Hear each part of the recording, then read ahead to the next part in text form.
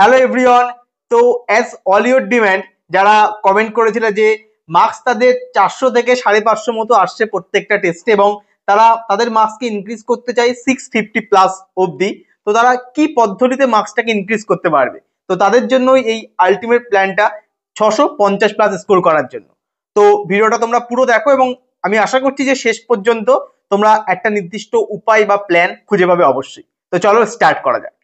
তো first of all হচ্ছে, এমনটা নয় যে সিলেবাস কমপ্লিট হয়েছে এবং টেস্ট দিতে চলে গেলে। টেস্ট দিতে যাওয়ার আগে তোমাকে এক সপ্তাহ বা 10 দিন আগে কিছু একটা প্ল্যান বানাতে হবে এবং সেই প্ল্যানটা এক্সিকিউট করার জন্য প্রপার তোমাদের প্ল্যানটাকে অ্যানালাইজও করতে হবে। তো কি করে তোমরা মেনলি প্ল্যান বানাবে? তো একটা টেস্ট দেওয়ার আগে মোটামুটি 7 থেকে 10 দিন আগে তোমাদের টেস্টের একটা প্ল্যান বানানো চাই। এবং কি করে এই প্ল্যানটা অ্যাকচুয়ালি কি, প্ল্যানটা হচ্ছে কি করে রিভাইজ করবো। দেখো, টেস্ট দেওয়ার আগে দুখানা কাজই করা দরকার। একটা হচ্ছে প্রপার রিভিশন আর সুন্দর করে সিলেবাসটাকে কমপ্লিট করা। তো এই রিভিশনটা কি করে করব?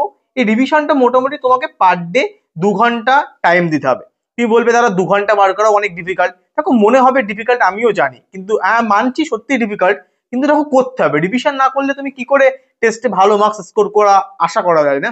তো তার জন্য রিভিশন তো তোমাকে করতেই হবে। আমি জানি যে সিলেবাস কমপ্লিট করার জন্য এখন প্রচুর চাপ, মোটামুটি দিনে 6 থেকে 7 ঘন্টা ক্লাস হয়, কিন্তু তারপরেও তোমাকে টাইম বার করতেই হবে।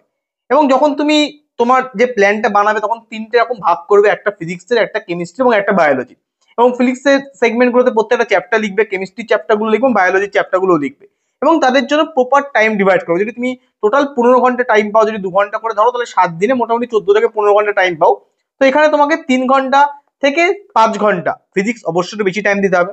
কেমিস্ট্রির পিছনে এখন 4 ঘন্টার মতো এবং বায়োলজির পিছনে মোটামুটি 5 ঘন্টার মতো, কারণ জুলজি প্লাস বোটানি দুখানা সাবজেক্টই আছে, তো বায়োলজিকে অতটা কেউ নেগলেক্ট করবে না, ঠিক আছে? তো এই হিসেবে তোমাদেরকে টাইম দিতে হবে, এটাকে রিভিশনের জন্য।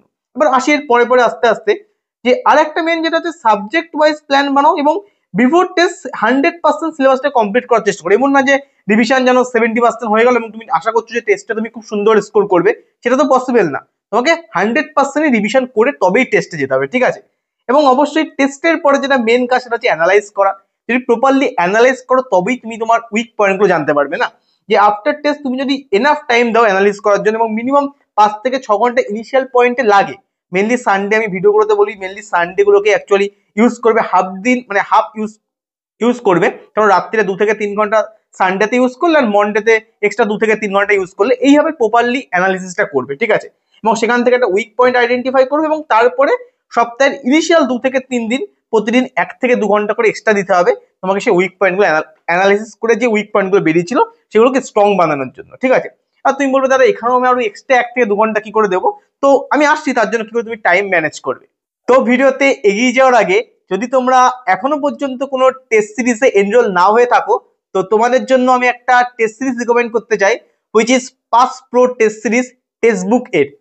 তো এই টেস্ট সিরিজটা আমি নিজে পার্সোনালি চেক করেছি এবং এখানে খুব সুন্দরভাবে বিভিন্ন টাইপের কোশ্চেন, যেমনটা এখন নিতে আসে, statement wise question, assertion reason question, matching question, সব টাইপের কোশ্চেনই এদের রয়েছে। এবং এর সাথে সাথে তোমরা প্রত্যেকটা টেস্টকে এখানে মাল্টিপল টাইম অ্যাটেম্পটও করতে পারবে, এদের প্রপার টেস্টের সলিউশনও পাবে এবং প্রপার অ্যানালিসিসও পাবে।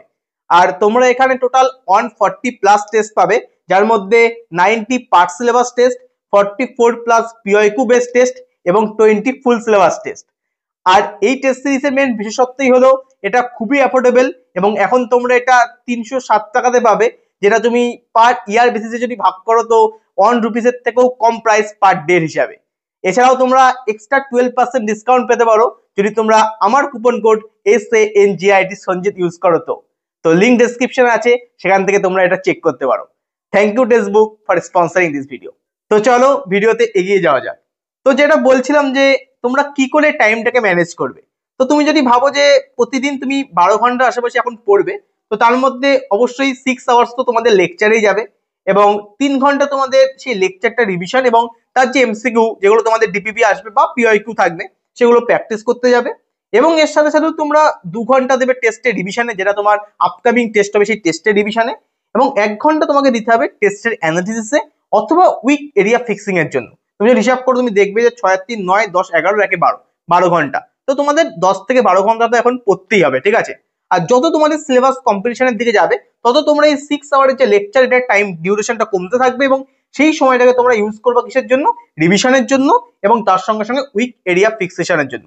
তো এই যে উইক এরিয়া ফিক্সেশন যে টাইমটা অনওয়ার্ড, এটা তোমাদের আস্তে আস্তে বেড়ে যাবে যত তোমাদের সিলেবাস এগোবে তত, ঠিক আছে? তো এখন থেকে ঘাবড়ানোর কোনো কারণ নেই যে আমি উইক এরিয়া ফিক্সিং করার টাইম পাচ্ছি না, আস্তে আস্তে তোমরা অনেক বেশি টাইম পাবে। তো এরপরে আমি যাবো যে কি করে উইক এরিয়া ফিক্স করতে হয়, কারণ এটাই সবচেয়ে বেশি ইম্পর্টেন্ট। যত বেশি সুন্দর করে উইক এরিয়া ফিক্স করবে তত টেস্টের মার্কস ইনক্রিজ হতে থাকবে।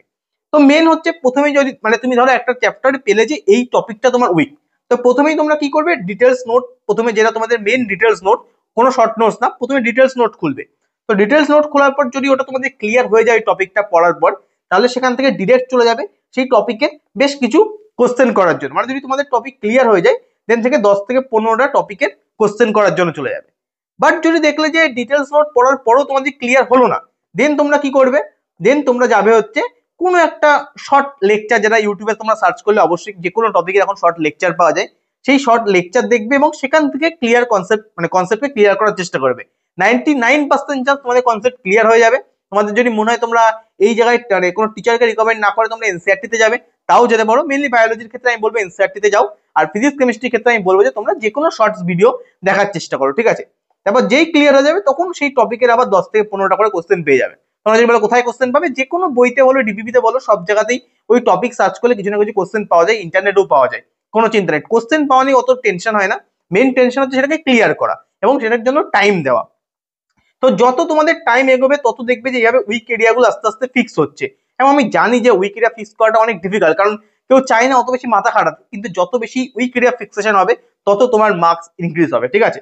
এবং সিলেবাস যত মেনলি কম্পিটিশন যত বেশি হবে, মানে ফেব্রুয়ারি এন্ডে ধরো বা মার্চের পরে ধরো, তোমরা তত বেশি উইক এরিয়ার উপর টাইম দিতে পারবে। এখন অত বেশি টাইম দিতে পারবে না, কারণ এখন সিলেবাসটা মেনলি কমপ্লিট করার টাইম না। তো এখন যদি বেশি উইক এরিয়া ফিক্সেশনে টাইম দাও, তো সিলেবাসটা এখন যেটা পড়ছে সেটা তোমাদের উইক হয়ে যাবে, ঠিক আছে? তো ওই জন্যই বলবো যে উইক এরিয়া ফিক্স করলে যেমন মার্কস ইমপ্রুভ হয়, কিন্তু সেই মার্কসটা ইমপ্রুভ করার জন্য টাইম আছে, কোনো ভেঙে পড়ার কিছু নেই, ঠিক আছে? তো কিছু এক্সট্রা যদি টিপস আমি তোমাদেরকে দিই তো বলো, এই যে ডিসেম্বর বা জানুয়ারি যে টাইমটা চলছে না, এই সময় মার্কস দেখো সবারই কম আসে, এমন না যে শুধু তোমার কম আসছে। ইভেন আমার যদি দেখো তো এই সময় দেখো আমি মেজর 1-এ 509 পেয়েছিলাম, যেটা দিয়েছিলাম। আবার মেজর 2-তে আমি 500 পেয়েছিলাম, তারপরে টেস্টে আমি 493 পেয়েছিলাম। তো সবারই এই সময় মার্কস কম আসে, ঠিক আছে? প্রথমটায় 509, তারপরটা 500, তারপরটা দেখো 493, আমার দেওয়ালে টাঙানো আছে বলে দেখে দেখে বলছি। তো এরকম ভাবে হচ্ছে নাম্বার সবারই প্রথমে আসে। তো আস্তে আস্তে এটা ইনক্রিজ করবে, কোনো টেনশন নেই, ভেঙে পড়বে না, ঠিক আছে? প্রথমে এই সময়টাকে সিলেবাস যেহেতু কমপ্লিট করা মেন এই সময় উদ্দেশ্য, তো সিলেবাসটা মেনলি কমপ্লিট করা খুব সুন্দর করে, এবং তার সঙ্গে সঙ্গে প্রপার এমসিকিউ প্র্যাকটিস করো এবং পিওয়াইকিউ গুলোকে অবশ্যই খুব সুন্দর করে প্র্যাকটিস করো। কারণ এই যে টাইমটা, এই টাইমটা যদি তুমি মেন যে সিলেবাস কমপ্লিশন না, এটা যদি উইক হয়ে যায়, মানে সিলেবাস যদি ভালো করে কমপ্লিট না করতে পারো, সুন্দর করে প্রপার এমসিকিউ প্র্যাকটিস না করো, তাহলে এই জিনিসগুলো আবার তোমাদের উইক থেকে যাবে না। তো এটাই বলছি, এই টাইপগুলো যদি এইগুলোকে যদি ভালো করে টাইম না দাও, তো এইগুলো উইক থেকে যাবে, তখন এক্সট্রা তোমাকে আবার এফোর্ট করতে হবে এইগুলোকে ফিক্স করার জন্য। তো এখন যেটা পড়ছো ওটাতে খুব সুন্দর করে ফোকাস করো এবং প্রতিদিন 1 থেকে 2 ঘন্টা টাইম বার করো উইক এরিয়াগুলোকে ফিক্স করার জন্য, ঠিক আছে? তাহলেই দেখবে নাম্বারটা আস্তে আস্তে ইনক্রিজ করছে। আমি এই জন্য বারবার জোর দিচ্ছি যে উইক এরিয়া ফিক্সেশন, বাট আমি বলবো এখন অত বেশি মাথা না ঘামিয়ে 1-2 মাস যাক, সিলেবাসটা প্রপারলি কমপ্লিট হোক, তারপরে তোমরা উইক এরিয়ার উপর খুব ফোকাস করবে, ঠিক আছে? তো সেটাই বলছি, যত বেশি উইক এরিয়া ফিক্সেশন হবে তত বেশি টেস্টের মার্কস কিন্তু আস্তে আস্তে ইনক্রিজ করবে। এবং কোনো চিন্তা নেই, মার্কস সবারই এই সময় ড্রপ করে কিন্তু আস্তে আস্তে ইনক্রিজ করে, কিন্তু উইক এরিয়া ফিক্সেশন কিন্তু খুব ইম্পর্টেন্ট, বারবার করে বলছি ওই জন্য।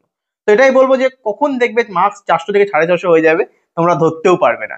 এটা ফেমাস একটা মিম, তো আমি ঠিক করেছি এটা চলো লাস্টে বলাই যাক, সবাই একটু সিরিয়াস জায়গা থেকে একটু হালকা মজা দিয়েও যাক এখান থেকে।